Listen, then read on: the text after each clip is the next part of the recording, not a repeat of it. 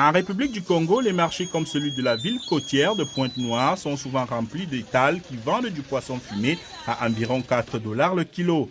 Le fumage de ces poissons nécessite beaucoup de bois. La forte demande en combustible a contribué au déclin de mangroves côtières de la ville et à mesure que les réserves de mangroves s'épuisent, les bûcherons se tourneraient vers l'intérieur du pays, vers la forêt tropicale, selon la Resoil Foundation, une organisation environnementale. Tu peux faire des heures par rapport au fumage du poisson s'il y a trop de graisse, quoi. Mais s'il n'y a pas assez de graisse, tu peux fumer ça très rapide et avec du bois. Le bois, c'est avec quantité. Ça dépend de la façon dont ils ont chargé le poisson. Si le poisson est un peu, ça ne prend pas assez de bois. Mais si c'est un peu beaucoup chargé, ça prend beaucoup de bois. La population de Pointe-Noire a presque doublé au cours des 11 dernières années et les fumeurs de poissons comme Lauriane affirment qu'il faut beaucoup plus de bois pour répondre à la demande croissante de poissons. Les mêmes marchés vendent également du charbon de bois et du bois de chauffage, ce qui entraîne la coupe d'un nombre encore plus important d'arbres. Fabrice Kifani, bûcheron indépendant, dit vendre du bois à une communauté béninoise de Pointe-Noire spécialisée dans le fumage du poisson.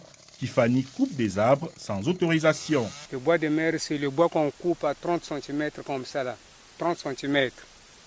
Nous vendons ça souvent chez les Dahomey pour fumer les makwala. Maintenant, il y a le bois de chauffe pour le warala, feu de brochette. Ça, c'est le bois de chauffe. C'est 1 mètre de long. Des innovateurs ont proposé des solutions alternatives telles que des fours à gaz plus efficaces pour réduire le temps de fumage et la dépendance au bois de chauffage. Lauriane, fumeuse de poisson qui souffre de problèmes de santé dus au fumage du poisson, se dit prête à changer. Donc si cette machine peut nous bien permettre de faire ça dans quelques heures, mais dans quelques minutes, c'est bon, ça peut bien avantager les femmes. Les responsables du service de protection de la faune et de la flore affirment ne pas avoir étudié en profondeur l'impact du fumage du poisson sur l'environnement.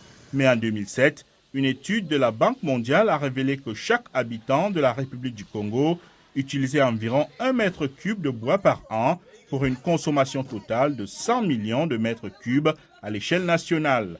L'Association de défense des droits des consommateurs au Congo a également alerté sur l'exploitation forestière informelle et son impact sur l'environnement.